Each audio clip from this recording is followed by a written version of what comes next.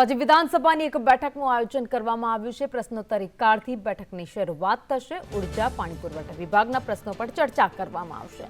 નાગરિક પુરવઠા અને સહકારના પ્રશ્નો પર પણ ચર્ચા થશે। પ્રશ્નોત્તરી બાદ અંદાજ સમિતિના અહેવાલની રજૂઆત કરવામાં આવશે।